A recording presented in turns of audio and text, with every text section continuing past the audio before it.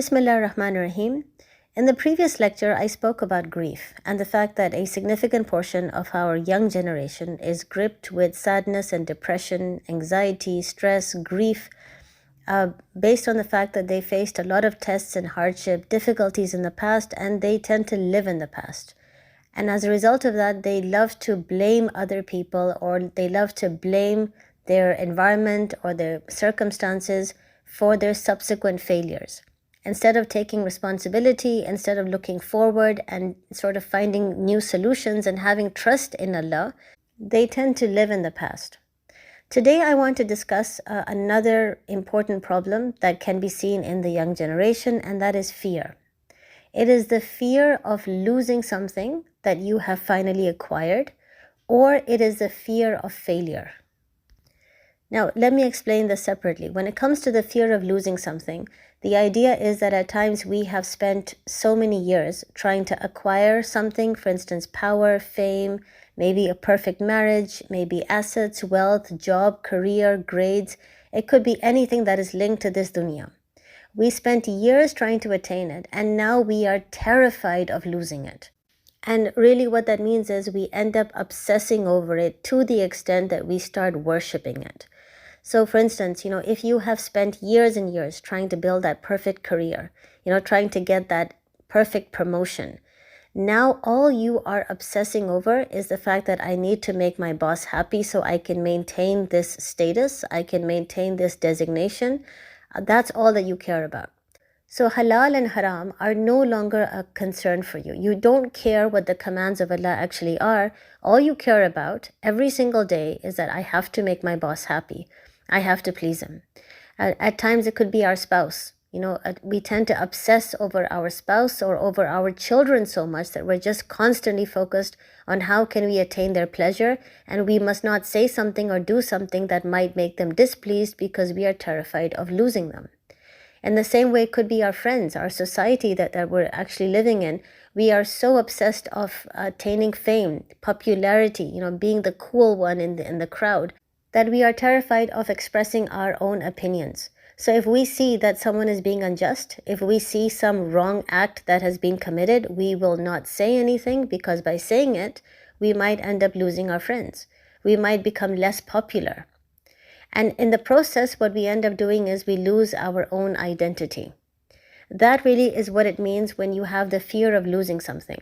And what ultimately this does is, when the fear of losing something becomes really, really strong because you are too emotionally attached to that thing or to that person, it changes your perspective and your mindset to the extent that you can no longer see the signs of Allah, you can no longer hear or understand the signs of Allah. And what that really means is, tafsir, Quran will never make sense to you. And let me just explain that to you. When you look at, when you study the Quran, in Surah number 20, verses 57 onwards, Allah is talking about Furqan. And, this is a very simple story. We all have heard it many times. Musa alayhi salam has become a prophet, so he is sent to the Pharaoh. And he has these signs that he has to show the Pharaoh. And these, of course, are clear miracles, okay? So he throws his staff and the staff becomes a snake. He takes out his hand and his hand is absolutely bright white, right? Clear miracles are being shown to the Pharaoh and the ministers of the Pharaoh. And after seeing these signs, the first thing that the Pharaoh says is that he tells Musa, have you come to drive us out of our land with your magic? So interestingly, while everyone else sees these as miracles, Pharaoh and his ministers simply see this as magic, and the first thing that they think is that Musa has come to drive us out of our land. Okay? In the same way, when you have Musa alayhi salam, who's made this entire demonstration during this festival, and he has proven even to the sorcerers that what he's doing is not magic, these are actual miracles of God. And what the sorcerers were actually doing, that was just a delusion. So, once the demonstration has been completed, even the sorcerers fall down in prostration because even they understand that this is in fact a prophet of God. And again, what you see is that the Pharaoh sees this entire demonstration. He is even fully aware of the fact that the sorcerers who are participating in this demonstration are sorcerers who he selected. He chose them for the purpose of defeating Musa alayhi salam. So when he sees the same sorcerers fall down in prostration, he still doesn't get it. He still is not able to see that, okay, these are signs that Musa alayhi salam is showing. This man is indeed a prophet of God. In fact, what he understands is that the sorcerers have collaborated with Musa, and now they all are planning to drive us out of our land. Now, first of all, you have to understand where Furqan is getting this mindset from. If you go back approximately 4 centuries from the time of this demonstration, the people at the top in society were in fact Bani Israel. Okay, and they had attained all the positions at the top because of Yusuf alayhi salam. So the kings at that time who were ruling Egypt was this dynasty called the Hyksos kings. And those Hyksos kings really had a very high regard for Bani Israel. And as a result, the Jews were actually the people at the top. And in contrast, the local Egyptians were in fact quite poor. So over time, there was this revolution that was planned by the locals, and they decided to take back control of their land. So as a result, once the revolution was completed, the Hyksos kings were kicked out. The local Egyptians were able to assume power. They were able to take all the top appointments in the country. And Bani Israel was then subjected to slavery. So everything sort of just reversed. And subsequently, the first king that was then appointed by the local Egyptians, he was called the Pharaoh. So now fast forwarding almost 400 years, the Pharaoh at that time, whose name was Ramesses II, he was terrified of the fact that now Bani Israel, these Jews, are planning on taking back power again. They want to take back control of this country, and they want to take all the top appointments. And so this was his number one fear, the fear of Pharaoh and the fear of all of the ministers. He was terrified that Musa alayhi salam, being a Jew, he's here to basically dethrone me. So despite the fact that Musa alayhi salam is showing miracles, and he's showing these signs that everyone is able to see, everyone is able to understand, Furqan and his ministers could not see these as signs. They only saw this as magic. And the primary reason for that was because they were obsessed with their power and they were terrified of losing it. And just as I have explained, when you are obsessing over something, it alters your perspective and your mindset. So that what everyone sees as a sign from Allah, you don't see that. And in fact, this is precisely what Allah mentions in the Quran, that some people become deaf, mute, and blind. So that does not mean that they actually become blind and they're not able to see anymore. It just means that because they are obsessing over dunya, they are obsessing over this life so much, they're not able to see the signs of Allah. They're not able to hear and really reflect and understand the signs of Allah. Nothing enters their heart. This is in fact the most crucial point. If you want to develop a connection, if you want to develop a relationship with Allah, you need to ensure that you are not obsessing over anything or any person other than God. Because if there is someone or if there is something coming between you and God, you will never be able to understand His signs. The Quran will never make sense to you. The tafsir will never be able to enter your heart because between you and God is a barrier. And that barrier is the person, the society, the thing that you are constantly obsessing over and you are terrified of losing. In fact, in this regard, let me just give you another example. Imagine if you have been working really hard to get this particular job, right? So you've done the interviews and you've been doing a lot of prayers and you really, really want to get this job. And finally, you're able to get the call and you are informed that you have been selected and the job is now yours. And you have to start the very next day, okay? But just before you start, your best friend calls you. And your best friend tells you that, listen, I've been studying the tafsir and I just realized that consuming sood is a huge deal. It's a really bad thing. In fact, Allah has declared war on those who consume sood. And so your best friend tells you that, listen, I found out about this job, this thing that you've just been able to attain, and I know that this job involves sood. Okay, it's guaranteed that it does involve sood, and you know it as well.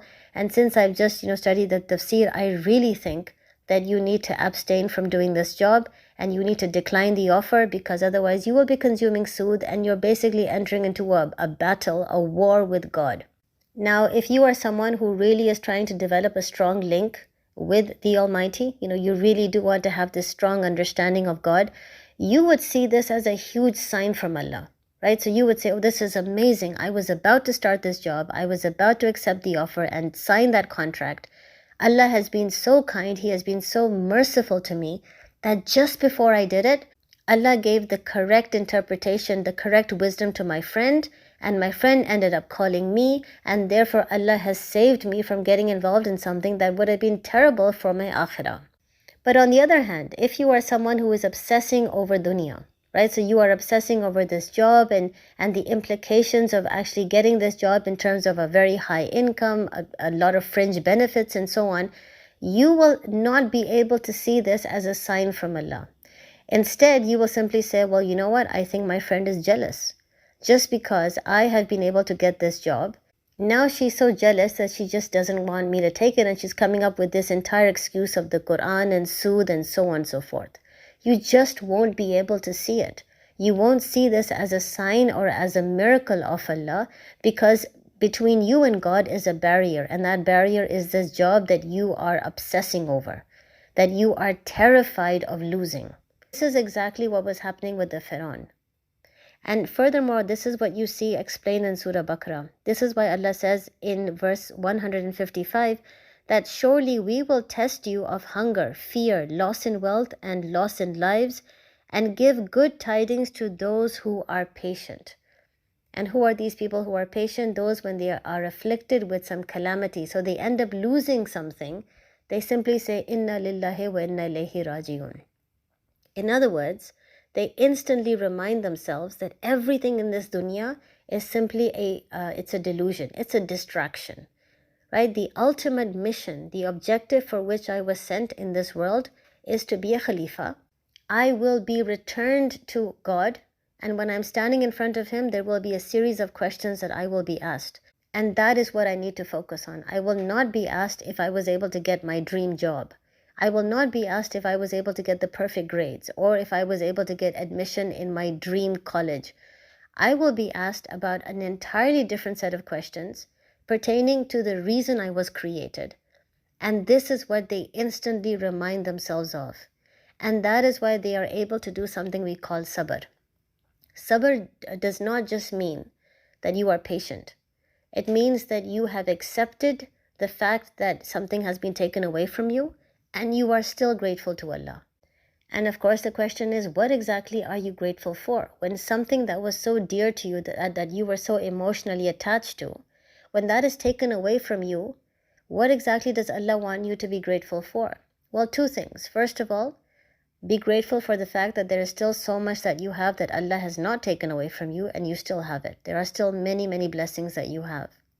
And second of all, be grateful for the fact that Allah has taken away something that you were worshipping, that you did not even realize you had started to worship, and He's taken it away from you so that He can open up your eyes and prevent you from being misguided and moving towards the path of Jahannam.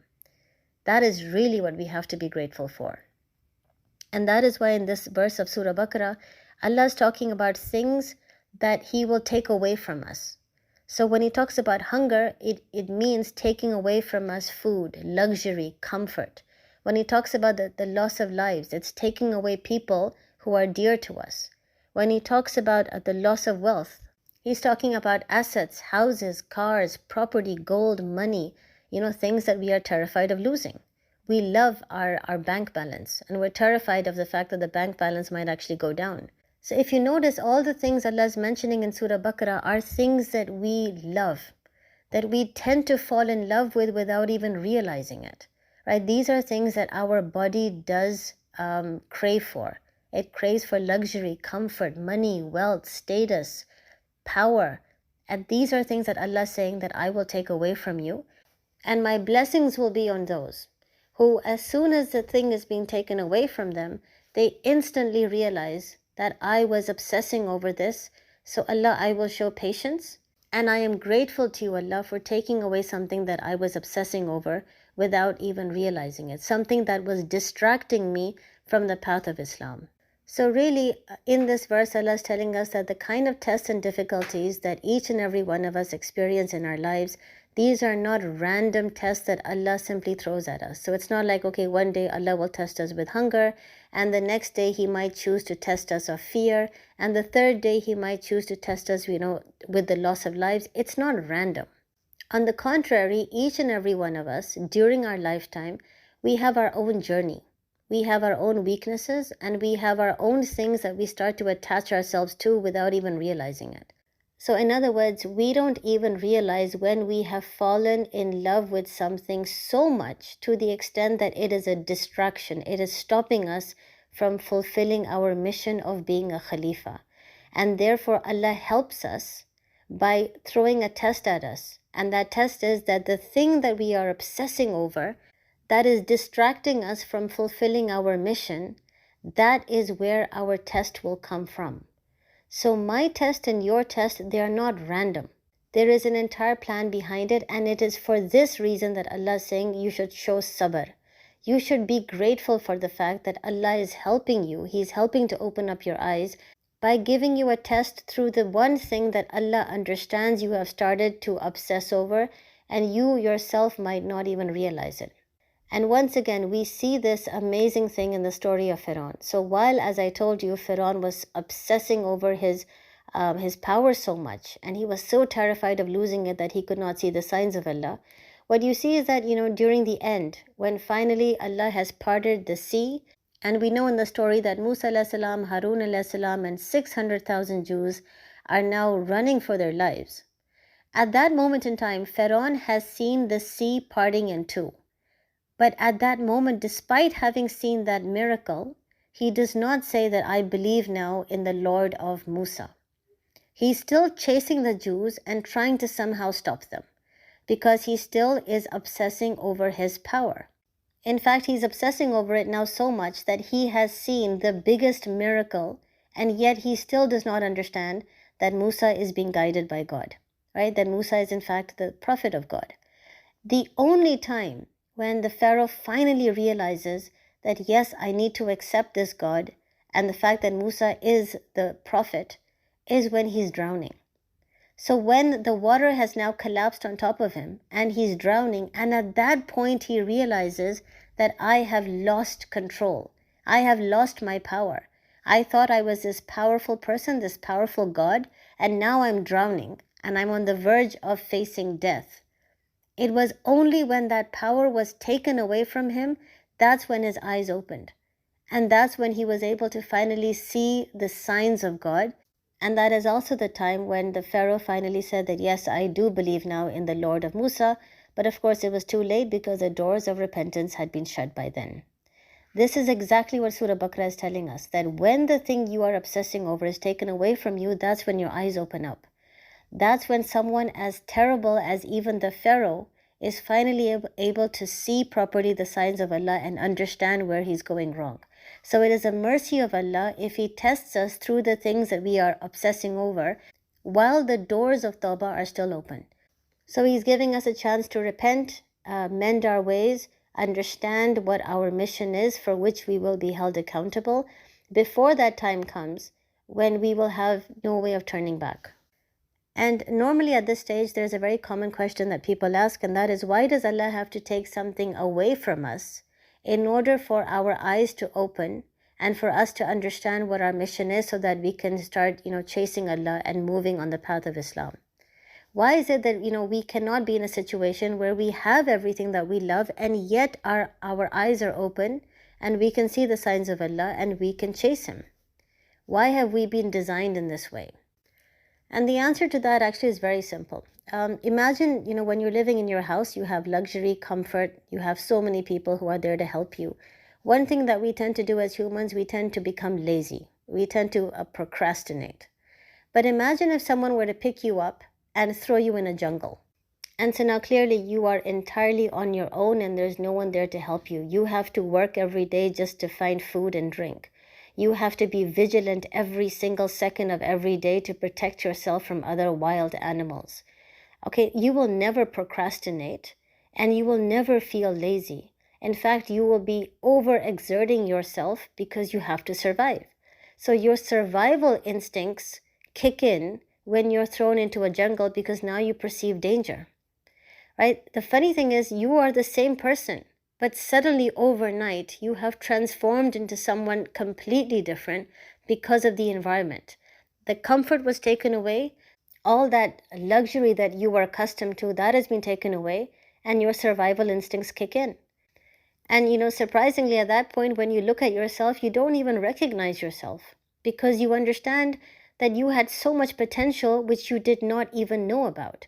And that hidden potential only came out when you were put in a very tough situation. When the things that you were so used to, the things that were making you weak and vulnerable, when those things were taken away, now suddenly you are an entirely different person. This is why tests and hardships are so important for us, and testing us through the things that we fear losing, through the things that we have started to worship without even realizing, that's why it's very important. Because only when those things are taken away, that's when our survival instinct kicks in. We are able to understand that now the thing that I was obsessing over, the thing that I thought I would die if it was taken away, well, it's now being taken away. So what am I supposed to do? And that's when your brain starts thinking. That's when you realize that you had courage, conviction, resilience, determination. You had so much inside of you which you didn't even know existed before. And suddenly you transform from being this weak and vulnerable person who's so emotionally attached to one person or to one thing. You transform from being that to being Ashraf al-Makhluk, to being this very strong creation that doesn't need anything or anyone except Allah. And no matter what you throw at that person, he's able to overcome anything and everything because he now has complete trust in Allah's plan, and he's been able to unleash that potential that he has inside of him, those amazing qualities that Allah has placed inside of him. And the reason why I find these verses so incredibly powerful is because, at times when you talk to students who are studying tafsir and you ask them, what exactly are your strengths? There are some students who have such a difficult time counting their strengths. They will easily be able to list for you their weaknesses, right? They'll be able to come up with 5, 10, 15 weaknesses. When you ask them, okay, what are your strengths? They actually, at times, they have no idea. Or they might be able to muster up 2 or 3 strengths and that's it. And the truth is, if we are Ashraf al-Makhluk, if we are the best creation that Allah has made, we cannot just have 2 or 3 strengths, but 20 weaknesses. That does not make us Ashraf al-Makhluk. There is so much more inside of us, but we haven't discovered it yet. And Allah helps us to discover it by putting us through tests, because at times we are so attached to someone or something, we are so terrified of losing those people or those things, that as a result, we are not able to unleash the potential that we have inside. We're not able to discover all those amazing strengths and qualities that Allah has put inside of us, for which we will be asked, for which we will be held accountable.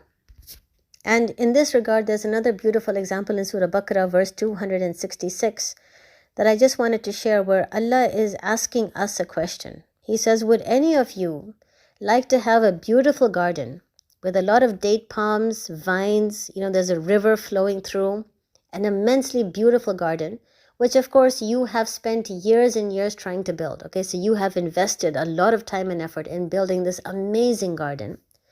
And then Allah says, this garden has all kinds of fruits, but then suddenly when you are overtaken by old age and your kids are still weak and small, quite vulnerable, suddenly you see that the entire garden has been destroyed by a hot, fiery wind.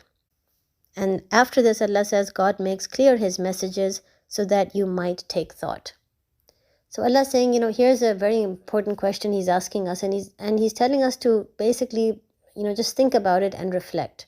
Imagine if you had dedicated all your time and energy in this amazing business project, this amazing business investment. Okay, and it's doing great, all right? Over the years, it's expanded and it's doing great, profitable, a lot of income, power, wealth. You have everything of dunya. And then suddenly, when you are now old, so you plan to just sit back, relax, dedicate some time maybe to Islam, dedicate some time to having your connection with God, and you can simply reap the rewards of that garden, of that business that you had actually built. But at that moment in time, suddenly everything is just destroyed. And it's completely destroyed overnight. So in other words, the thing that you were obsessing over, And that means that the thing that you spent all your life trying to work on, okay, in this case, it's the garden, which is analogous to your business, your career, your marriage, society, friends, whatever it is that you spent all your time and energy when you were young. You spent all that time and energy that you had dedicated towards those people, pleasing them, or dedicated towards attaining those perfect grades, that perfect admission, that perfect job in marriage. And at the end, when you finally have it and you are terrified of losing it because that's all you think about, one day it's all gone. And it's all gone at a time when you are now old. And what that means is you've spent 30, 40, 50, 60 years of your life obsessing over it. And now in 1 second, it's all gone. And Allah asks us, how would you feel at that moment? Now, of course, we would say, well, we would feel devastated. We might even have suicidal thoughts. We might even think that there's no point living now because I just wasted 60, 70 years of my life. And that is what Allah is saying, that each and every one of us, we are struggling and striving towards something. Okay, we are really dedicating our time and energy towards some goal. And we are so obsessed over that goal that it's actually distracting us from our overall mission. We have forgotten that on the day of judgment, Allah is not going to ask us, did you get admission in your dream college? Did you get those perfect grades? Did you have that perfect marriage? Were you able to make all your friends happy? Did you become the most popular person on social media? Did you get all the likes and all the followers that you really were aspiring for? None of those questions are actually going to be asked. An entirely different set of questions are going to be asked, which we have not even thought about for 1 second.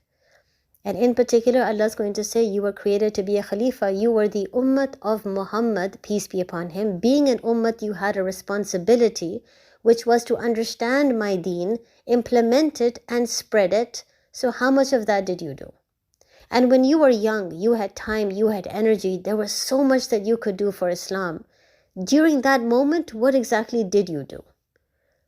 It's going to be a day of complete humiliation for those of us who just took so long opening up our eyes to see what Allah is trying to tell us because we were obsessing over something else. And as I just said, when you are obsessing over someone or something else, there is a barrier between you and God. Tafsir is never going to make sense to you. The Quran is never going to enter your heart. It's never going to melt your heart. You will be one of those people who say, I've been studying it for so long and none of it makes sense to me. I don't feel anything in my heart. And the reason is because there's something that is stopping you from having that connection. You have to remove that something, which means you have to reprioritize your goals. You are perfectly allowed to love things. You are perfectly allowed to love your job and your spouse and your marriage and your kids. But if you are obsessing over it, if you love them so much to the extent that they distract you from Islam, if you are terrified of expressing your opinion or calling out someone who might be doing something wrong because you are afraid of earning their displeasure. So you're okay earning Allah's displeasure, but their displeasure you just cannot stand. If that's the kind of thing that you are slowly and gradually doing, then you need to stop that immediately before Allah opens up your eyes by taking it away from you. And when He does that, or if He does that, it will actually be something that you should be grateful for, because He's doing it while the doors of Tawbah are open. He's giving you a chance to reflect and mend your ways instead of putting you in the same situation as the Pharaoh when things were taken away at a time when it was just too late for him to repent. It was too late for him to understand where he's gone wrong and to change himself. So basically our youth that has this fear of losing things, and that fear has crippled them to the extent they have constant anxiety and stress. They need to understand that you will be tested through the things that you are obsessing over. You will be tested through the things that you are constantly worshipping because it's distracting you from your overall mission. So instead, it is better to love it, value it, cherish it, but do not put it at the same level as God. And furthermore, Allah is so merciful that what He does tell us in the Quran is that when you make the mistake of falling in love with something so much that you start to worship it, Allah will temporarily test you through those things so that He can open up your eyes. But once your eyes are opened and once you have reprioritized your goal and understood what you should be striving for, He will give it back to you. It's not that slowly and gradually He'll take everything away from you and then you'll just have a life of nothing. He will give it back to you, but He will give it back to you when now your eyes are open and you will not make the same mistake that you were making before.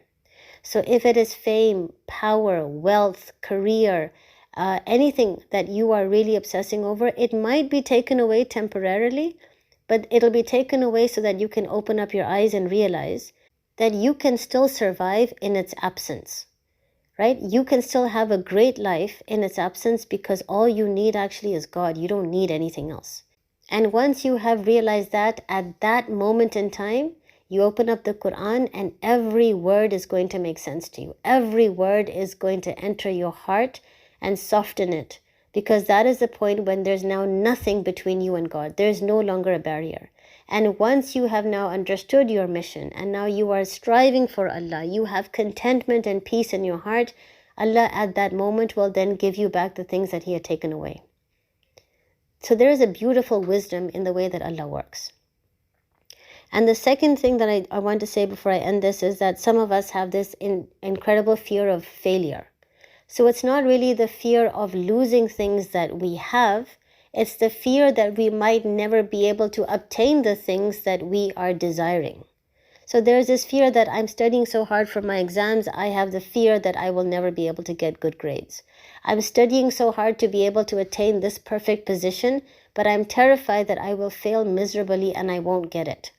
So that at times gives us a lot of anxiety. It's not the fear of losing it, it's the fear that we might never be able to get it in the first place. And for that, you have to understand that you are a slave of Allah. You were never in control of your life and you can never be in control of your life. So really, the thing that you are aspiring for will be given to you if it is written in your fate. And the thing that you're aspiring for will not be given to you if it is not written in your fate. That is the kind of mindset that we need to have as believers, because that is a mindset that gives our hearts sukoon and peace. Just knowing the fact that Allah the Almighty has an incredible plan for us, and so He will give the thing to us that we are working hard for if it is good for us. And if it is not good for us, then He won't give it to us, but on the contrary, He'll give us something else. There is always khair in whatever comes from Allah. Most importantly, if you measure your worth through the standards that society has set, then you will always be consumed with the fear of failure. Because what that means is that if you are able to attain a great marriage, a great job, a great career, if you have a lot of money, then society sees you as a success and you see yourself as someone valuable and someone who has worth. But if you don't have that perfect marriage, or if you're not able to get that perfect job, or you're not able to get a lot of fame and a lot of income and assets and wealth, society will see you as a failure and you will see yourself as someone who's just not valuable. So if you measure your worth based on the standard that society has set, you will always have the fear of failure, because you just want to always be seen by society as someone who is valuable, worthwhile, and successful. But what you don't understand is that the standard that society sets for you is very different than the standard that Allah sets for you. So society sees you in a certain way, Allah sees you in an entirely different way. In the eyes of Allah, success has nothing to do with how much money you have, how much wealth you have, how famous or how popular you are. In fact, honor and respect in the eyes of Allah is measured by something entirely different. It is measured by how willing you are to fight in the cause of Islam.